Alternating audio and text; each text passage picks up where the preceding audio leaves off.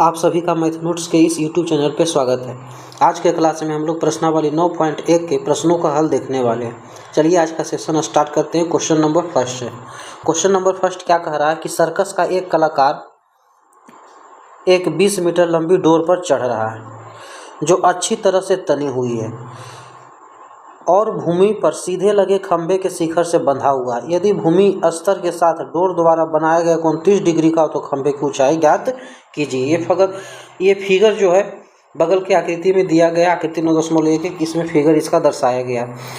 एक 20 मीटर लंबी रस्सी है तो एसी क्या है? रस्सी है। एसी क्या है? तो रस्सी है। अब कह रहा है यह रस्सी जो है अच्छी तरह से तनी हुई है और भूमि पर सीधे लगे खंभे, ए बी क्या हो जाएगा? खंभा हो जाएगा यहाँ पर। तो यहाँ हम लोग इसको हल करने के लिए हम लोग दर्शाएंगे इसमें से कौन रस्सी है कौन खंभा है। तो हल करते हम लोग। तो यहाँ लिखेंगे क्या? माना ए बी खंभा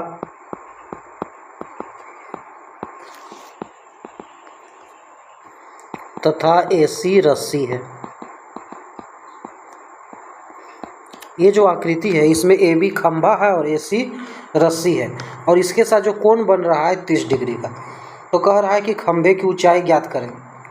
हमको खंभा की ऊंचाई ज्ञात करना है अर्थात ए बी निकालना है। तो इसको हम लोग मान लेते हैं कि उसकी ऊंचाई एच है।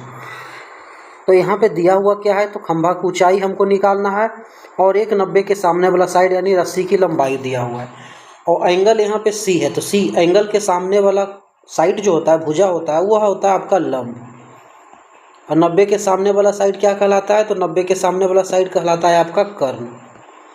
तो लंब और कर्ण अर्थात लंब बटा कर्ण का रिलेशन कौन से त्रिकोणमितीय अनुपात में होता है? तो वह साइन में होता है। तो हम लोग साइन का यहाँ प्रयोग करेंगे। यानी चलेंगे त्रिभुज ए बी सी में। इसमें हम लोग कौन सा त्रिकोणमितीय अनुपात लगाएंगे? साइन का। तो साइन 30 डिग्री बराबर, तो लंब के जगह पे आपका ए बी है बटा कर्ण के जगह पे एसी है। साइन 30 का वैल्यू क्या होता है? तो साइन 30 का मान 1/2 के बराबर होता है। ए बी एच हम लोग माने जो हमको निकालना है और एसी कितना है? तो 20 है। तिरछा तिरछे यदि गुना करेंगे 2h बराबर 20। तो यहाँ से h का यदि मान निकालते हैं तो 2 के साथ जो है h गुना में है, ठीक है। h के साथ 2 गुना में 20 की तरफ आएगा तो ये भाग में हो जाएगा। 2 से 20 में भाग लगाएंगे तो कितना बार में कटेगा? ये 10 बार में ये कट जाएगा। अर्थात जो खंभे की ऊंचाई है वो 10 मीटर है। तो हम लोग यहाँ पे लिख देंगे अतः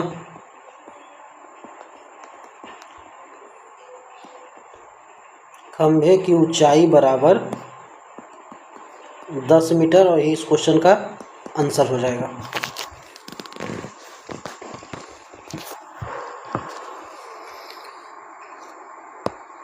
अब बढ़ते हैं अगले क्वेश्चन नंबर सेकंड की तरफ। सेकंड नंबर क्वेश्चन क्या कह रहा है कि आंधी आने से एक पेड़ टूट जाता है, ठीक है, और टूटा हुआ भाग इस तरह मुड़ जाता है कि वह पेड़ का शिखर जमीन को छूने लगता है और इसके साथ 30 डिग्री का कोण बनाता है। पेड़ के पाद बिंदु की दूरी जहां पेड़ का शिखर जमीन को छूता है 8 मीटर है। पेड़ की ऊंचाई ज्ञात कीजिए, ठीक है। तो क्या करा? आंधी आने से एक पेड़ टूट जाता है। तो हम लोग दर्शाते हैं कि सबसे पहले कि यहाँ पे एक पेड़ है, मान लेते हैं इस पेड़ का नाम हम लोग डाल देते हैं कि ए बी पेड़ है। अब आंधी आया, आंधी आने के कारण पेड़ टूट जाता है, टूट करके इसका ऊपरी सिरा, तो कहाँ से टूट जाता है? मान लेते हैं इस पोर्शन से यह पेड़ है जो ऊपर आपका टूट जाता है और टूट करके यह भाग मुड़ करके जमीन को छूता है। यहाँ से इसे मुड़ करके ये जमीन को छू रहा है आपका, ठीक है, और जमीन के साथ 30 डिग्री का कोण बनाता है। जमीन के साथ कितना कोण बना रहा है? तो यहाँ पे कोण बन रहा है ये 30 डिग्री का कोण बन रहा है। यहाँ पर किस भाग से यह टूटा है? तो इस भाग से टूटा है, इसका नाम हम लोग डाल देते हैं डी। पेड़ के पाद बिंदु का मतलब होता है कि इसका जो जड़ है, पैर है, ठीक है ना, इस बिंदु की दूरी जहाँ पेड़ का शिखर जमीन को छूता है 8 मीटर है। पेड़ का शिखर ए है, ए मुड़ करके आपका सी पे चला आया है और यह पेड़ के पाद बिंदु अर्थात बी से इसकी जो दूरी है 8 मीटर है। तो पूछ रहा है पेड़ की ऊंचाई हमको क्या होगा अर्थात ए बी क्या होगा। तो हल करते हैं हम लोग इस क्वेश्चन को। माना AB पेड़ है जो आंधी के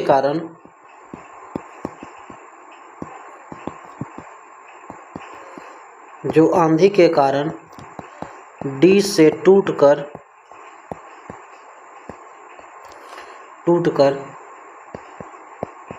जमीन को 30 डिग्री के कोण पर C बिंदु पर मिलती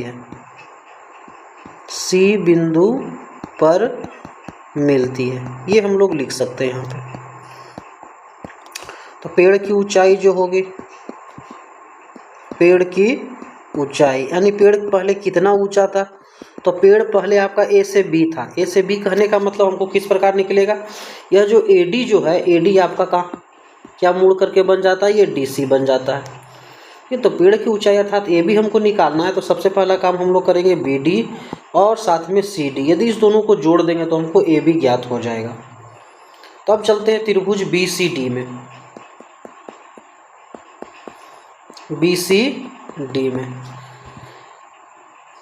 यहाँ पे आपका 90 डिग्री होगा। BCD में हमको निकालना है BD। तो BD क्या है, इस 30 डिग्री के सामने का साइड है, भुजा है यहाँ पर, तो ये हो जाएगा आपका लंब हो जाएगा, ठीक है।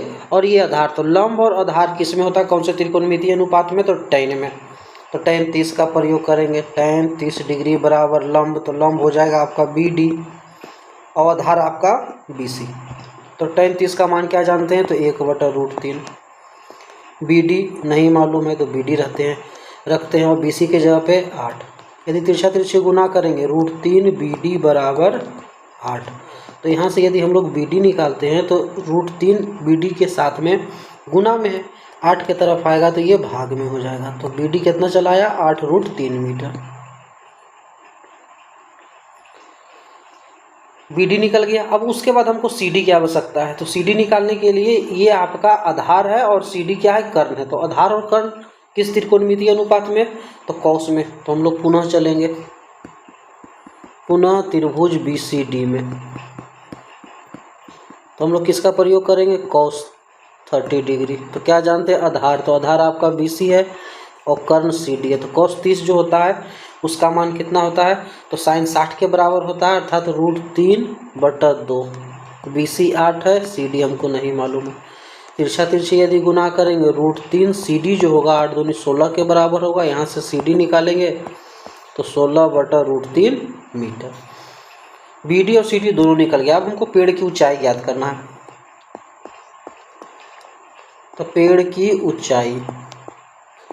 की ऊंचाई किस प्रकार निकलेगा, तो यहाँ पे हम लोग लिखे हुए हैं कि पेड़ जो ऊंचाई है पेड़ की वह BD और CD के योगफल के बराबर है। तो BD का मान कितना निकाले हम लोग, 8√3। CD कितना निकाले, 16√3। LCM तो √3 होगा, तो यहाँ 8 + 16, तो 16 8 24√3। भाग लगाएंगे इसको, तो इसको लिख सकते हैं 8 × 3, 8 × 24 √3। √3 से इसको काटेंगे तो यहाँ √3 बचेगा, अर्थात गुना करने पे 8√3 मीटर। और ये इस क्वेश्चन का आंसर हो जाएगा। यानी पेड़ कितना ऊंचा पहले था, तो 8√3 मीटर पेड़ की ऊंचाई थी।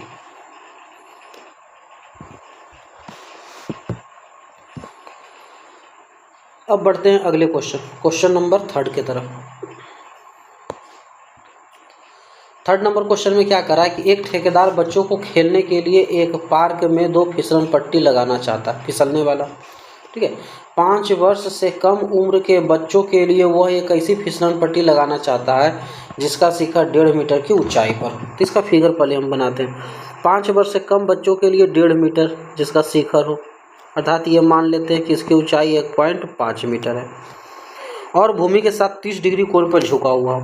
और यह भूमि के साथ कितना डिग्री कोण बना रहा है, तो ये 30 डिग्री का कोण बना रहा है। इस प्रकार यहाँ पे जो कोण बन रहा है 30 डिग्री का ये कोण बन रहा है। ये 5 वर्ष से कम उम्र के बच्चों के लिए, 5 वर्ष से कम। उसके बाद आगे कह रहा है कि जबकि इससे अधिक उम्र के बच्चों के लिए वह 3 मीटर की ऊंचाई पर एक अधिक ढाल की फिसलन पट्टी लगाना चाहता है जो भूमि के साथ 60 डिग्री का कोण बनाता है। ठीक है। इसकी ऊंचाई कितना कह रहा है कि 3 मीटर यह ऊंचा होगा आपका, और यह जमीन के साथ 60 डिग्री का कोण बनाता है। जमीन के साथ यह 60 डिग्री का कोण बना रहा है। प्रत्येक स्थिति में फिसलन पट्टी की लंबाई ज्ञात करना है हमको। हम लोग मान लेते हैं कि ए बी सी, इसका नाम डी ई और ये एफ है। ये 5 वर्ष से कम उम्र के लिए और ये 5 वर्ष से अधिक उम्र के लिए। तो इसमें फिसलने वाला कौन है? तो फिसलने वाला आपका ए सी है 5 वर्ष से कम उम्र के बच्चों के लिए, जो हमको ज्ञात करना है। दूसरा में आपका डी एफ है। तो अब हम लोग चलते हैं इसका हल के तरफ। तो सबसे पहला काम हम लोग क्या करेंगे, इसमें जो हम लोग माने वो दर्शाते हैं। माना ए सी तथा डी एफ फिसलन पट्टी है।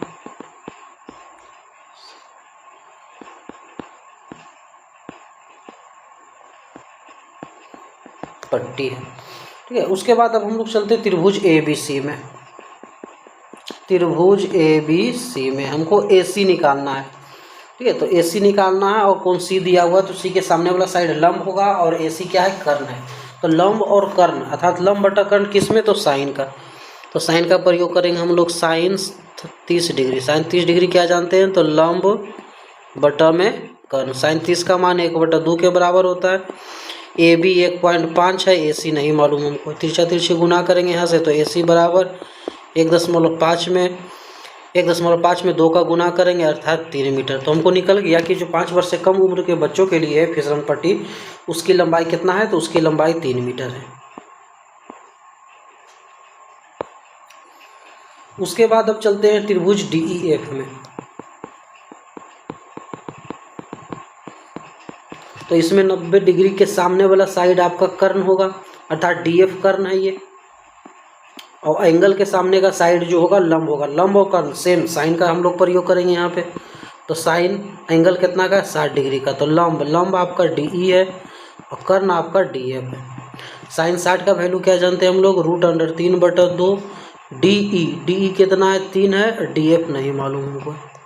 तिरछा तिरछी यदि गुना करते हैं √3 डी एफ बराबर 6, तो डी एफ का मान निकालेंगे तो 6/√3, इससे काटेंगे इसको तो 3 2√3 चलाएगा ये।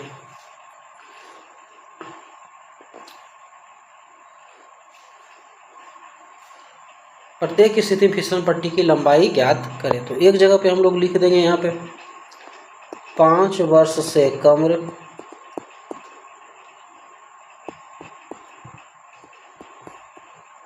आयु के लिए फिसलन पट्टी की लंबाई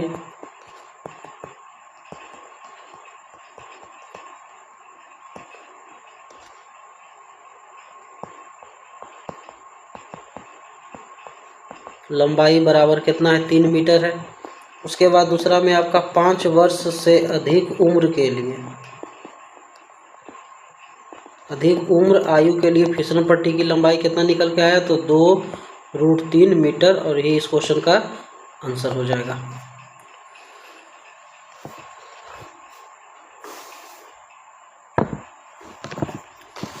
अब बढ़ते हैं अगले क्वेश्चन नंबर 4 की तरफ।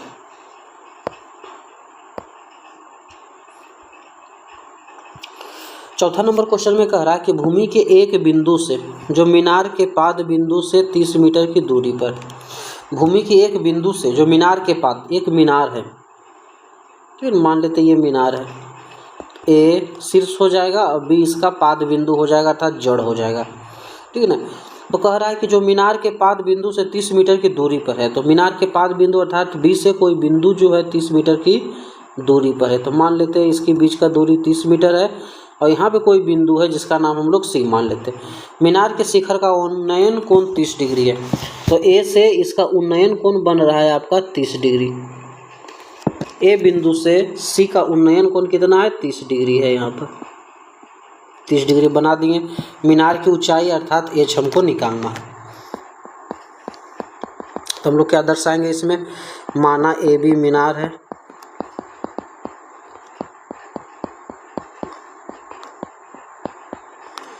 ए बी मीनार है जो शीर्ष से सी बिंदु पर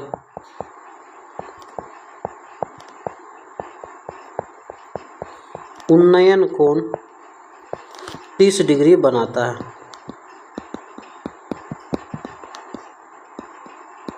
ठीक है, अब हमको मीनार की ऊंचाई निकालना है, तो कौन से त्रिकोणमितीय अनुपात का प्रयोग करेंगे?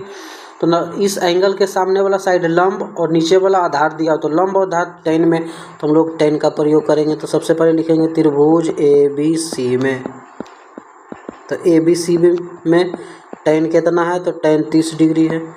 लंब का मतलब AB, आधार का मतलब BC। tan 30 का मान कितना होता है? तो 1/√3। AB नहीं मालूम है तो H मान लिए, और BC कितना है? 30 है। तिरछा तिरछी यदि गुना करते हैं √3H बराबर 30, तो H का मान निकालेंगे 30, √3 गुना में इधर आएगा भाग में। 30 को लिख सकते हैं 10 गुना 3/√3। इस √3 से इसको 3 को काटेंगे तो √3 बार में कटेगा, अर्थात 10√3 मीटर। पूछ रहा है मीनार की ऊंचाई, तो यहाँ पे हम लोग दर्शा सकते हैं कि मीनार की जो ऊंचाई है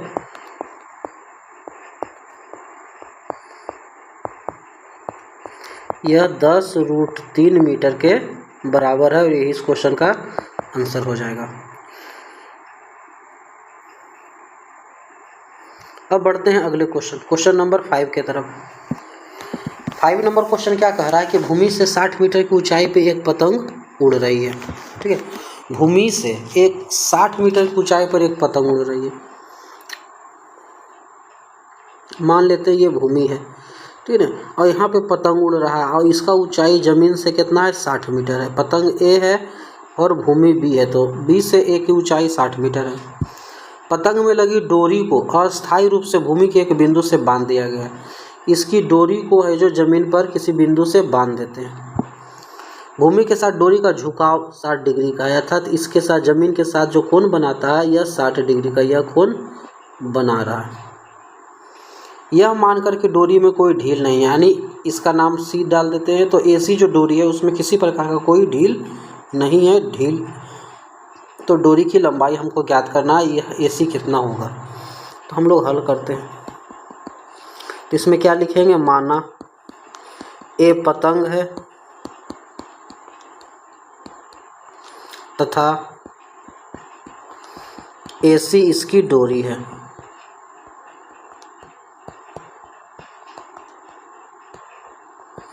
A पतंग है और AC इसकी डोरी है। तो डोरी का लंबाई पूछ रहा है, तो एंगल के सामने का साइड लंब, और ज़रूरत है हमको AC का, अर्थात कर्ण। तो लंब बटा कर्ण किसमें? तो साइन में, तो हम लोग साइन का प्रयोग करेंगे।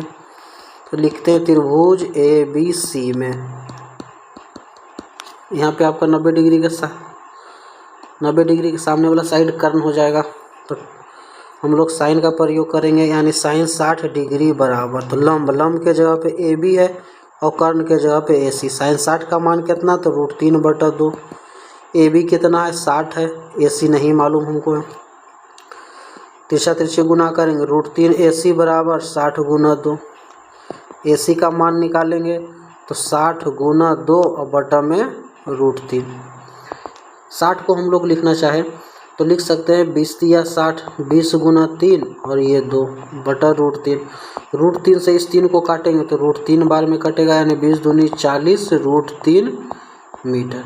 तो हम लोग कह सकते हैं कि डोरी की जो लंबाई है 40 √3 मीटर है। अतः डोरी की लंबाई बराबर 40 √3 मीटर, और ये क्या हो जाएगा? इस क्वेश्चन का आंसर हो जाएगा। तो इस प्रकार हम लोग इन सभी क्वेश्चंस का हल करेंगे।